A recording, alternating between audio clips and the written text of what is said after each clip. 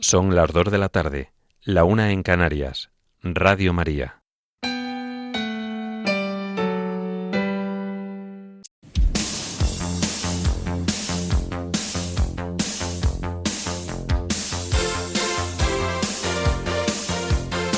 Servicios informativos de Radio María.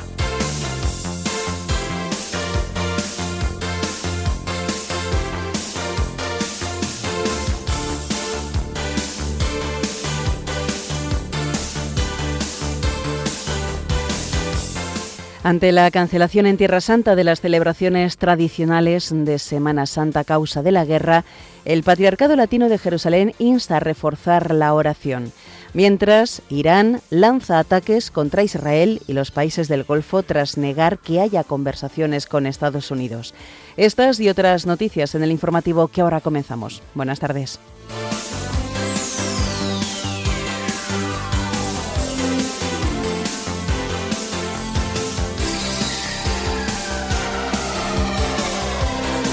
Los obispos de Birmania convocan una jornada de ayuno y oración por la paz en el mundo. El Papa León XIV subraya que los aviones deberían ser siempre vectores de paz, nunca de guerra. Caritas Diocesana de Cádiz lanza una campaña de tarjetas solidarias para apoyar a las familias vulnerables. El monasterio cisterciense de San Benito de Talavera de la Reina inaugura los actos conmemorativos del 9º centenario de su fundación.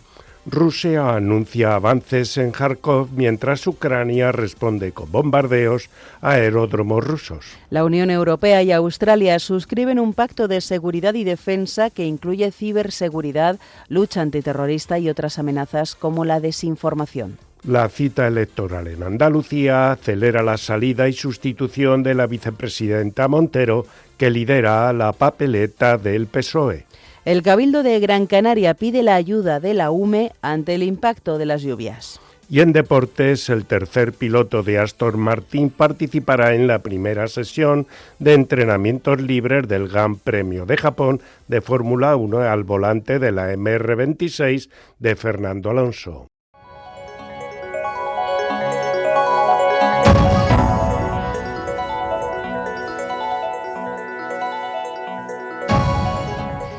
La Iglesia en Tierra Santa no podrá asistir a las tradicionales celebraciones de Semana Santa a causa de la guerra. Con motivo de este conflicto han sido cancelados los ritos en Jerusalén. Como ha comunicado el Patriarcado Latino de Jerusalén, entre otras cosas, no habrá procesión de las palmas desde el Monte de los Olivos. Tampoco se celebrará la misa crismal el Jueves Santo. El Patriarca Latino de Jerusalén, el cardenal Pier Battista Pizzaballa, ha emitido un comunicado en el que explica que a causa de la guerra este año no ha sido posible vivir el tradicional camino cuaresmal en Jerusalén con las solemnes celebraciones en el Santo Sepulcro y en los santos lugares de la Pasión.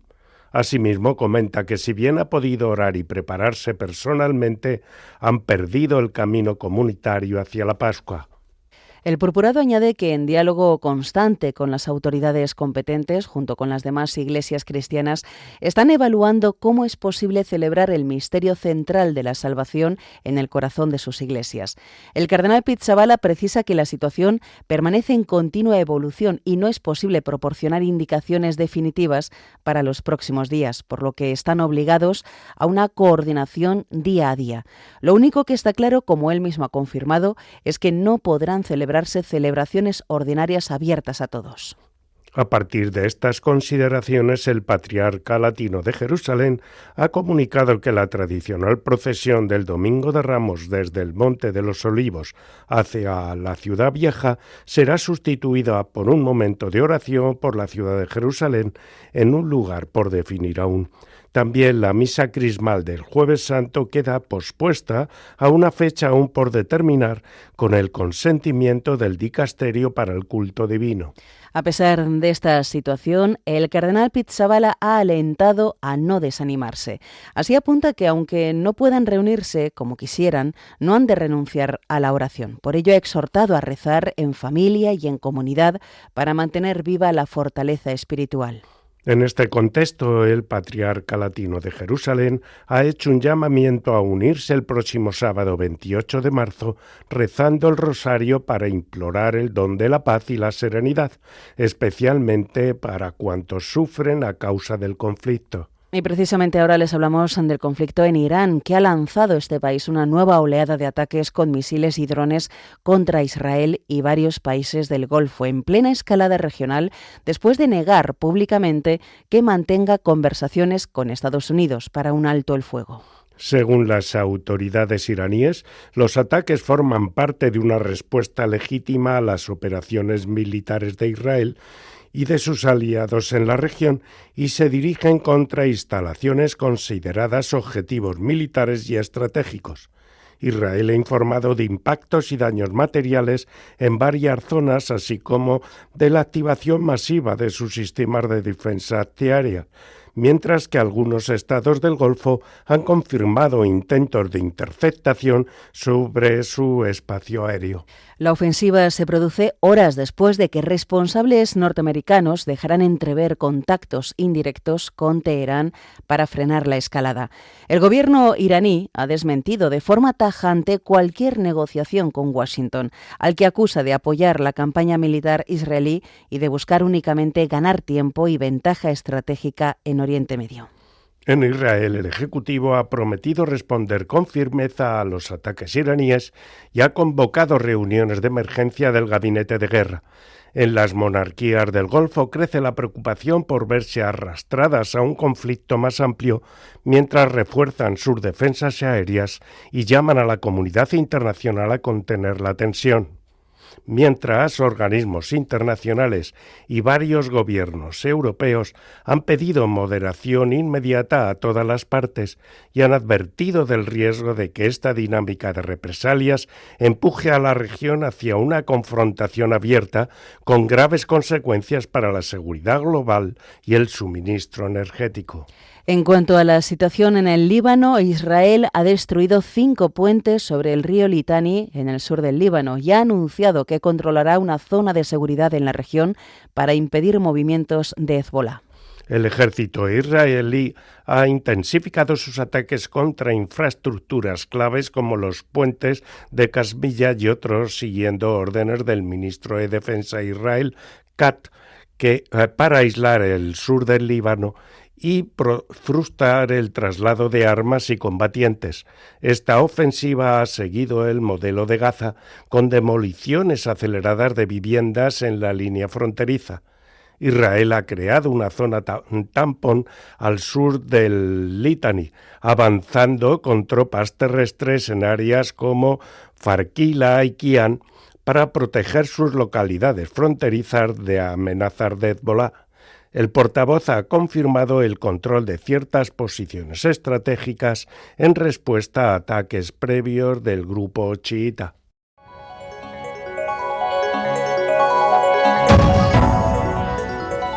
Noticias de la Iglesia en el mundo.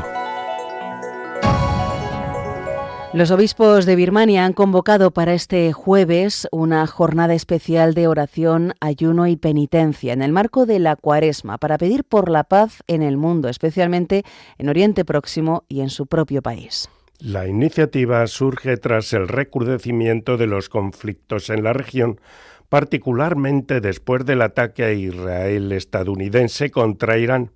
El presidente de la Conferencia Episcopal de Birmania, el cardenal Charles Bo, ha subrayado que este tiempo litúrgico es una oportunidad para la conversión del corazón y el fortalecimiento de la relación con Dios. El mensaje de los obispos de Birmania invita a los fieles a participar activamente mediante la oración, el ayuno y las obras de caridad, ofreciendo sacrificios personales por la paz, la unidad y la comprensión mutua entre los pueblos. Los prelados también recuerdan que la verdadera paz se construye cada día a través del amor, la compasión y la solidaridad.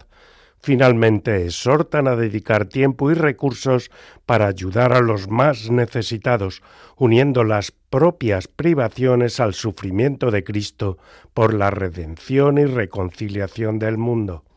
Nos vamos a Roma. El Papa León XIV mantuvo ayer una audiencia con los representantes de la aerolínea italiana ITA Airways junto con una delegación del grupo Lufthansa. En este encuentro, el Santo Padre expresó a los presentes su gratitud por su servicio.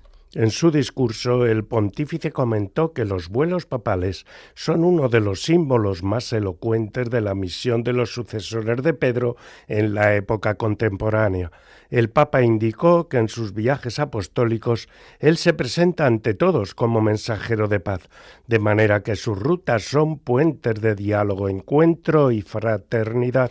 En este contexto, el Santo Padre señaló que los aviones deberían ser siempre vectores de paz, nunca de guerra, y que nadie debería temer las amenazas de muerte y destrucción desde el cielo.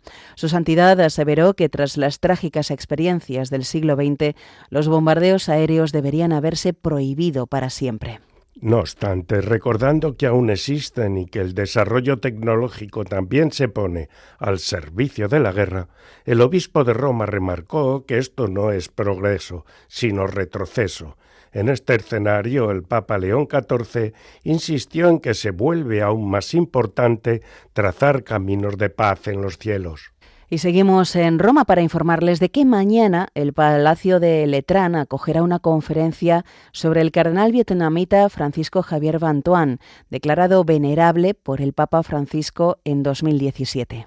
El acto está enmarcado en el 50 aniversario de la publicación de su libro El Camino de la Esperanza, escrito durante sus 13 años de prisión que padeció entre 1975 y 1988. Desde la cárcel escribía en trozos de papel breves mensajes espirituales que animaban a la comunidad cristiana. El libro es la recopilación de más de 1000 reflexiones que invitan a vivir con alegría la vida cristiana a pesar del sufrimiento y la persecución. El evento está promovido por el postulador de la causa de beatificación del cardenal vietnamita, que es el doctor Valderi Igelman, junto con el Dicasterio para el Servicio del Desarrollo Humano Integral. Comenzará a las 4 de la tarde y la conferencia también incluirá la presentación de la edición italiana de la nueva biografía del cardenal Van Thuan, que ha sido escrita por su hermana Elizabeth. La conferencia tiene como objetivo resaltar el testimonio del cardenal Van Thuan, que como pastor fiel transformó la experiencia de una larga prueba en un espacio de oración, perdón y ofrecimiento, demostrando cómo la luz del Evangelio puede vencer toda oscuridad. Y continuamos con la mirada puesta en Vietnam para informarles de que ha fallecido el arzobispo emérito de Tam Pho, Ho Chi Minh, el cardenal Jean-Baptiste Phan Minh Man, en la ciudad de Ho Chi Minh. El purpurado, que recientemente había cumplido 92 años, se encontraba en el Centro Pastoral Archidiocesano de Vietnam. La noche de su tránsito, todas las parroquias de esta localidad han hecho sonar sus campanas en señal de duelo. El cardenal Minh Man nació en Cà Mau en 1934, fue ordenado en 1965. Desde los primeros años de su formación sacerdotal, trabajó para promover la evangelización en un país que, tras adoptar la ideología comunista, manifestaba su aversión a la fe cristiana, causando graves pérdidas en la Iglesia. En aquel periodo, los centros de actividad pastoral, caritativa y educativa de Vietnam, así como los seminarios, escuelas católicas y hospitales privados, se vieron obligados a operar a niveles reducidos y posteriormente fueron confiscados por el Estado. En este contexto, el purpurado nunca cedió en lo que consideraba una verdadera misión, trabajando incansablemente por su reapertura. En 1993 fue nombrado obispo auxiliar de Minh Tu, con derecho de sucesión, recibiendo ese año la consagración episcopal. En 1998 fue promovido a la sede metropolitana de Tam Pho, Ho Chi Minh. De 2001 a 2007 fue vicepresidente de la Conferencia Episcopal Vietnamita. En el consistorio de octubre de 2003 fue creado cardenal por San Juan Pablo II. En marzo de 2014 fue aceptada su renuncia como arzobispo de la ciudad de Ho Chi Minh. La misa de funeral por su eterno descanso se celebrará este viernes 27 de marzo en el Centro Pastoral Archidiocesano. Descanse en paz.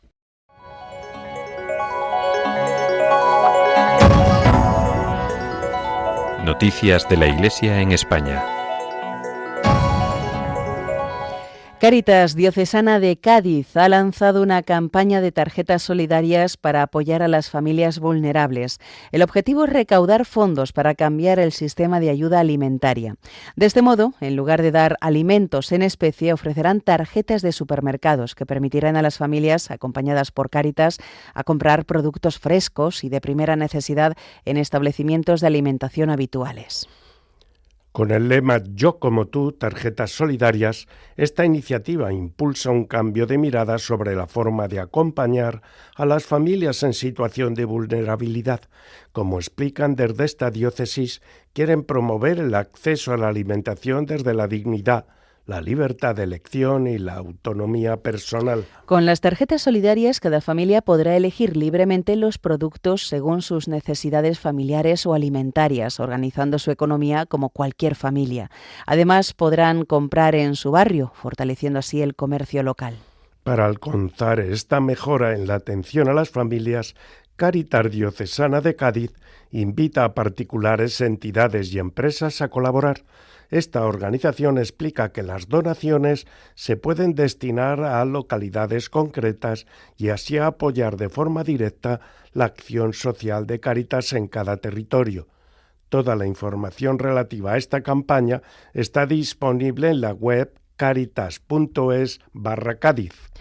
Más noticias. El monasterio cisterciense de San Benito, de Talavera de la Reina, conmemora este año el 9º centenario de su fundación. Según la tradición, Santa Florentina, hermana de los santos cartageneros Fulgencio, Isidoro y Leandro, habría sido la primera en establecer la vida consagrada en los asentamientos visigodos de las tierras de Talavera, donde se encontraba el obispado aquense-evorense. La comunidad monástica de este monasterio ha comenzado los actos este fin de semana en el marco de la festividad litúrgica del tránsito de San Benito Abad. Tras la bendición de un panel cerámico en el exterior del recinto monástico, se celebró la Santa Misa presidida por el abad general de la Orden del Císter, el padre Mauro Giuseppe Lepori. Esta Eucaristía estuvo acompañada por los cantos de Escola Antigua de Madrid, que también dio un concierto tras la celebración. Además de este acto de aniversario fundacional, se sumarán actividades como una exposición fotográfica en mayo, un concierto benéfico en favor del monasterio en junio y un ciclo de conferencias. La primera de ellas será el próximo 18 de abril, con el lema 900 años de las primeras monjas en Talavera de la Reina, a cargo del sacerdote Jorge López. Los actos concluirán el 11 de julio, fiesta de San Benito, con la celebración de la Eucaristía que presidirá el arzobispo de Toledo, Monseñor Francisco Cerro. Y continuamos en Toledo. La parroquia mozárabe de las Santas Justa y Rufina de Toledo ha acogido esta mañana la presentación oficial del cupón conmemorativo de la ONCE dedicado al 940 aniversario de la fundación de la Cofradía de la Santa Caridad, institución nacida en el año 1085 y reconocida como la cofradía más antigua del mundo. En este acto han dado a conocer esta iniciativa, con lo que la ONCE se suma a una efeméride de valor histórico, espiritual y social para la ciudad de Toledo. Han participado el delegado de la ONCE en Castilla-La Mancha, Carlos Javier Hernández Yebra, y el mayordomo de finados de la Cofradía La Santa Caridad, Fernando Redondo Benito. Además, han estado presentes algunos miembros honoríficos de esta corporación, así como representantes de la Iglesia toledana y de las instituciones vinculadas al servicio público, la acción social y la atención a los más vulnerables.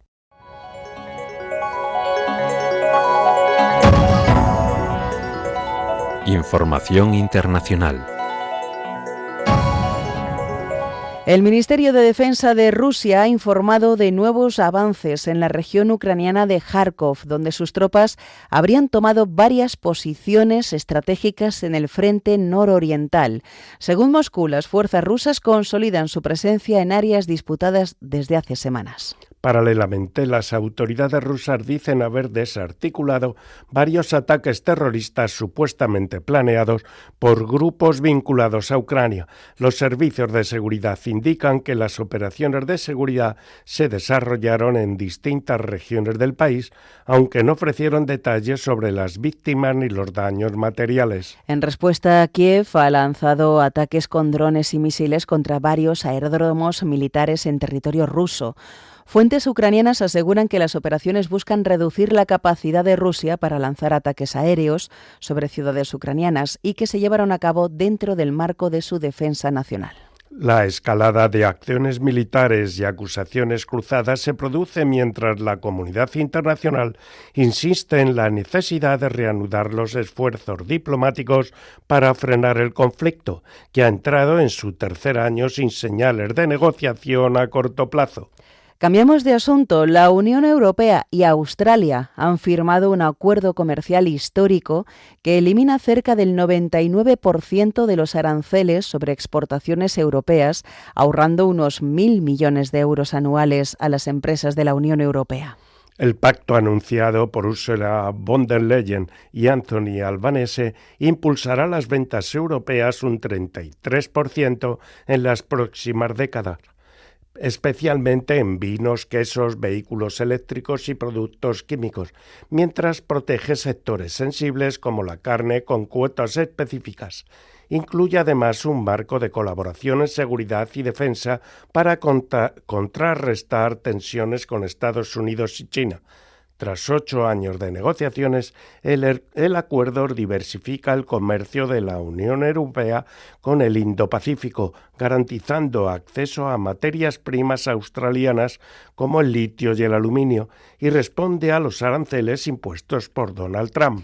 Mientras tanto, Dinamarca ha convocado elecciones generales anticipadas. Lo ha hecho hoy en medio de tensiones por los movimientos del presidente Donald Trump sobre Groenlandia. La primera ministra socialdemócrata Mette Frederiksen ha anunciado los comicios varios meses antes de lo previsto, tras formar una coalición de 3 partidos que cruza bloques ideológicos desde 2022. Los socialdemócratas lideran las encuestas con un enfoque en inmigración estricta, defensa y transición ecológica, mientras el bloque rojo busca mantener la mayoría. El presidente de los Estados Unidos, Donald Trump, ha renovado su interés en controlar Groenlandia por su valor estratégico en el Ártico frente a amenazas de Rusia y China, ridiculizando la defensa danesa y amenazando con acciones militares. Dinamarca ha advertido que esto fragmentaría la OTAN, generando manifestaciones en Copenhague y Nuuk contra la anexión. En otro orden de cosas, les contamos que un potente terremoto de magnitud de 7,5 sacudió el norte de Tonga, con epicentro a unos 165 kilómetros de Neiafu. Según reportes iniciales, no se ha emitido alerta de tsunami ni se han registrado víctimas o daños significativos hasta el momento, gracias a la profundidad del hipocentro que ha limitado los efectos en superficie. Tonga, ubicada en el cinturón de fuego del Pacífico, es propensa a seísmos frecuentes. Eventos similares de 7,1 o 7,3 generaron la alerta de tsunami el año pasado, rápidamente levantada sin consecuencias graves. Este nuevo temblor se suma a la historia de desastres en la región, como el tsunami de 2022 por erupción volcánica que causó 3 muertos. Aunque por ahora no hay indicios de destrucción material.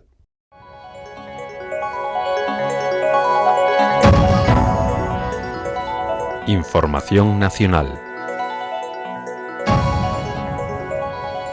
Ayer por la noche, el presidente de Andalucía, Juanma Moreno, anunciaba la convocatoria de las elecciones autonómicas para el próximo domingo 17 de mayo.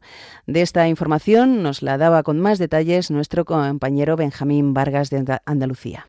Buenas tardes. El presidente de la Junta de Andalucía, Juanma Moreno, ha anunciado desde el Palacio de San Telmo, sede del Gobierno andaluz, en comparecencia extraordinaria en la tarde de hoy, la disolución del Parlamento Autonómico y la convocatoria de elecciones autonómicas para el próximo 17 de mayo. Decisión anunciada tras una reunión extraordinaria esta tarde del Consejo de Gobierno de la Junta de Andalucía. Moreno ha defendido que la legislatura se ha completado con normalidad institucional y ha señalado que el objetivo es que la comunidad llegue al verano con un nuevo gobierno plenamente operativo. Ir a las urnas en este momento va a permitir que Andalucía afronte los próximos meses con plena capacidad política e institucional en un contexto económico que exige estabilidad y anticipación. Durante su intervención también ha apelado a la participación. La fecha elegida trata de encajar en un calendario especialmente complejo, marcado por ferias, romerías y numerosas celebraciones en toda la comunidad. Espero y deseo que esta decisión tan importante para nuestra comunidad facilite la mayor participación y permita a las andaluzas y los andaluces hablar con máxima claridad y normalidad. Moreno ha pedido además a las fuerzas políticas una campaña electoral respetuosa y centrada en el interés general. Se activa de este modo el calendario electoral que culminará el 17 de mayo, cuando los andaluces elegirán un nuevo gobierno para la que será la 13ª legislatura desde la formación de la Junta de Andalucía en 1982. Desde Andalucía les informó Benjamín Vargas para Radio María. Gracias, Benjamín. Y con motivo de esta convocatoria, la vicepresidenta primera y ministra de Hacienda, María Jesús Montero, dimitirá en los próximos días para volcarse en su candidatura a las elecciones andaluzas del 17 de mayo. Este es un nuevo cambio en el Gobierno nacional, mientras los presupuestos generales de 2026 todavía están pendientes y se acaba de aprobar un paquete de medidas anticrisis para paliar los efectos de la guerra en Irán. El último cambio en una de las carteras del Gobierno fue el de la ministra portavoz y responsable de la cartera de Educación, Pilar Alegría. También se precipitó por un adelanto electoral en Aragón y dejó el Ejecutivo para poder concurrir como candidata del PSOE a esa región. Cambiamos de asunto. El presidente del Gobierno, Pedro Sánchez, y el lehendakari Manuel Pradales presidirán este viernes en Madrid, en el Palacio de la Moncloa, la cuarta reunión de la Comisión Bilateral de Cooperación Estado-País Vasco. En el encuentro se abordarán los traspasos de competencias pendientes, con especial atención a la gestión del régimen económico de la Seguridad Social, considerada la materia más compleja y polémica que aún resta por cerrar. También se revisará la metodología de renovación del cupo, el sistema mediante el que el País Vasco tributa anualmente al Estado. La cita se produce tras el principio de acuerdo alcanzado la semana pasada sobre la gestión de los aeropuertos vascos, que permitirá a la comunidad participar en el diseño del documento de regulación aeroportuaria, DORA, y conformar un organismo bilateral para su coordinación. Asimismo, se trata la política migratoria con la petición del País Vasco de mayores capacidades de gestión y reconocimiento como frontera norte, dada su condición de territorio de tránsito hacia Europa. Y el fuerte temporal generado por la borrasca Teresa ha obligado al Gobierno de Canarias a decretar un confinamiento preventivo en distintas zonas del archipiélago, con el cierre temporal de centros educativos, guarderías y servicios para personas mayores, así como la suspensión de parte de la actividad portuaria en localidades como Arrecife de Lanzarote y Puerto del Rosario en Fuerteventura. Las rachas de viento han superado los 90 km por hora en varios puntos, acompañadas de lluvias intensas, fuerte oleaje y nevadas en las cumbres de islas como Tenerife y La Palma. Esto ha activado niveles de alerta naranja y amarilla en buena parte del territorio. Ante esta situación, las autoridades insulares han instado a la población a extremar la cautela, evitar desplazamientos no necesarios y seguir las indicaciones de protección civil, al tiempo que se mantiene un operativo de emergencia para atender incidencias asociadas al temporal. El episodio, que se prolongará durante varios días, ha provocado cancelaciones y desvíos en aeropuertos y servicios marítimos, con un confinamiento climático que se ha dejado sentir con más fuerza en zonas rurales y de montaña, si bien gran parte de la vida urbana continúa en relativa normalidad. Y seguimos con una triste noticia. El Tribunal Europeo de Derechos Humanos de Estrasburgo ha rechazado la petición de medidas cautelares para paralizar la eutanasia de Noelia, la joven barcelonesa de 25 años afectada por una grave paraplegia, manteniendo intacto así el proceso de muerte asistida ya autorizado en España. El tribunal inscribe la decisión en una línea de respeto a la autonomía de la voluntad de la persona, pese a la oposición de su padre. La Asociación Abogados Cristianos han apoyado la postura del padre y defienden el derecho a la vida y la protección de las personas vulnerables frente a la presión social o emocional que rodean estas decisiones. Este caso hace que se vuelva a plantear la necesidad de mejorar el acompañamiento a las personas con enfermedades graves o discapacidades, proponiendo un modelo de cuidado integral donde la compañía, la atención médica y el apoyo espiritual ocupen el centro, en lugar de la muerte asistida como respuesta al sufrimiento. La Iglesia insiste en que ninguna vida pierde dignidad por la enfermedad o la dependencia y subraya que la acogida incondicional del más débil, incluso cuando pide la muerte, debe ser la respuesta de una sociedad que afirma el valor intrínseco de cada persona desde la concepción hasta la muerte natural.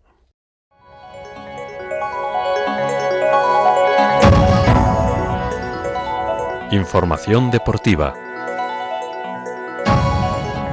Comenzamos hoy con el tercer piloto del equipo Aston Martin de Fórmula 1, el estadounidense Jack Crawford, que participará en la primera sesión de entrenamientos libres del Gran Premio de Japón al volante del AMR 26 del español Fernando Alonso. La cita se disputará del 27 al 29 de este mes en el circuito de Suzuka. Crawford ya corrió en 2 sesiones de Libres 1 el año pasado. Por otro lado, el Estadio Ciudad de Valencia será la sede de la selección de fútbol de Ucrania en su repesca para el Mundial 2026. El feudo del Levante acogerá un primer encuentro de los ucranianos frente a Suecia este jueves. En caso de lograr el pase, volverá a albergar un segundo partido donde Ucrania se jugaría el billete al Mundial ante el ganador del duelo entre Polonia y Albania. En fútbol sala, el Jaén Paraíso Interior alargó su idilio con la Copa de España y alzó este domingo su 4º título después de vencer en la final al Barcelona. El partido se decidió en los penaltis 4-2, tras un empate a 0 en el que destacó la actuación decisiva del guardameta Carlos Espíndola. Los andaluces ya ganaron esta competición en los años 2015, 2018 y 2023. Y por último, la selección española femenina de rugby 7 se ha clasificado para las finales de las series mundiales tras sumar los puntos necesarios en la cita celebrada en Montevideo, por lo que podrá competir con las mejores del mundo en los eventos de Hong Kong, Valladolid y Burdeos. Nuestro país finalizó segundo en la capital uruguaya, cayendo solo contra Brasil y Argentina.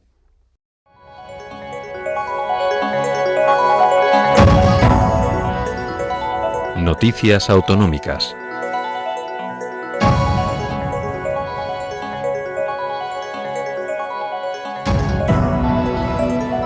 Nos vamos hasta Baleares, donde se consolida como destino seguro del turismo europeo, y nos amplía esta noticia y otras nuestro corresponsal en las islas, Pedro García.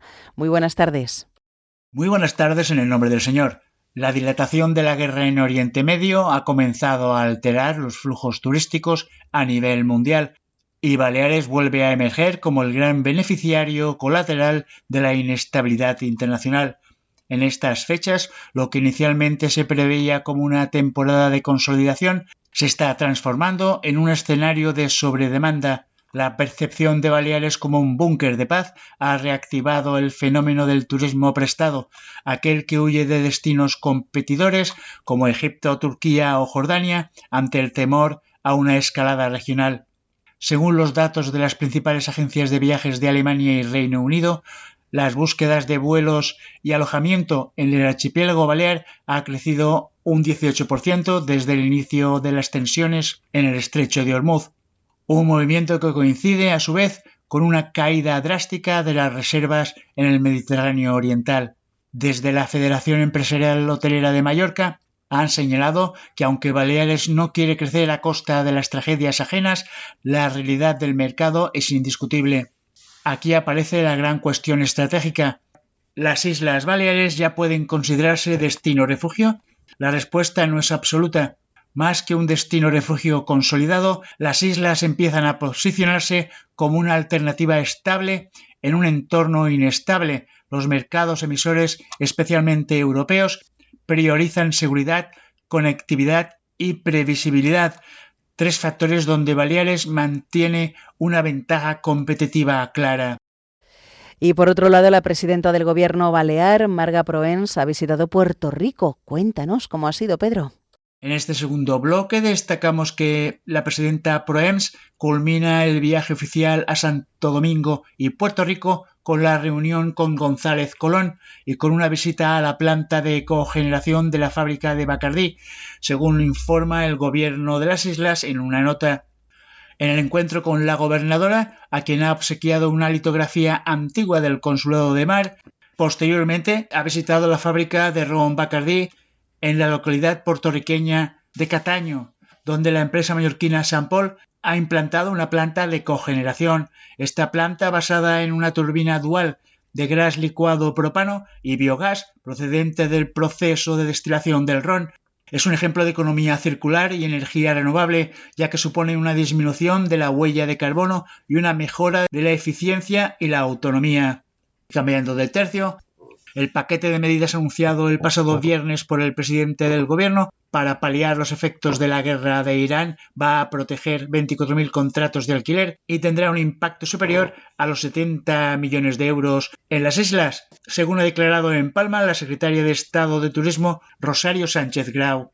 Y la noticia para recordar: el cáncer continúa siendo uno de los principales desafíos sanitarios y sociales en Baleares, no solo por su incidencia, con unos 6.500 nuevos diagnósticos anuales, sino por el impacto profundo que tiene en la vida de quienes lo padecen y su entorno. En un contexto de envejecimiento de la población y con tumores como el de colon, mama, próstata o pulmón a la cabeza, el abordaje de la enfermedad ya no puede limitarse al ámbito clínico. La prevención, el acompañamiento y la investigación se consolidan como ejes claves para dar respuesta a una realidad cada vez más compleja. En este escenario, Ana Belén Velasco, gerente de la Asociación Española contra el Cáncer en Baleares, señala que la asociación desempeña un papel central al ampliar la mirada sobre el proceso oncológico. Más allá del tratamiento médico, su labor se orienta a sostener la calidad de vida de pacientes y familiares, atendiendo también las consecuencias emocionales, sociales y económicas del diagnóstico. El cáncer no es solo una enfermedad médica, es una experiencia vital muy compleja que afecta a muchos aspectos de la vida. Y esto es todo desde Baleares. Muchas gracias, paz y bien. Gracias a ti, Pedro, por toda esta información. Y vamos a finalizar con la previsión del tiempo realizada por Míriam Herraiz. Y esta tarde tendremos cielos con poca nubosidad y despejados, y nos esperan precipitaciones, salvo, claro está, en el archipiélago canario, donde seguirán con fuerte intensidad y podrán ir acompañadas de fuertes tormentas. Tendremos calima también allí en Canarias, especialmente en las islas más orientales. El viento soplará con fuerza en el estrecho y en Canarias, y el mar estará algo alterado en estas islas. El estrecho, la costa gallega y el Cantábrico, con olas entre 1 y 3 metros. Las temperaturas mínimas y máximas no van a experimentar grandes variaciones. Para mañana miércoles amaneceremos con nieblas matutinas en puntos del noroeste, nordeste y sur peninsulares, y se espera una jornada más dominada por cielos poco nubosos o despejados, como ha sido el día de hoy en casi todo el país, aunque con más nubosidad en el norte, donde no se descartan algunas lloviznas débiles. En Canarias persisten las precipitaciones de moderada intensidad y con tormentas. El viento seguirá soplando con fuerza, pero en el sistema ibérico, noroeste, nordeste, el estrecho y de nuevo en Canarias. El mar estará alterado en la costa gallega y el Cantábrico, con olas superiores a los 3 metros. Las temperaturas mínimas se van a mantener, pero las máximas irán subiendo.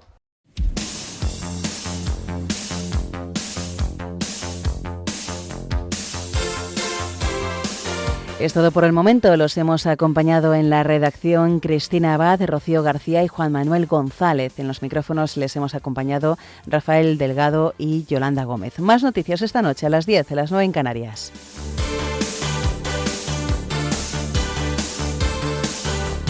Informativos de Radio María.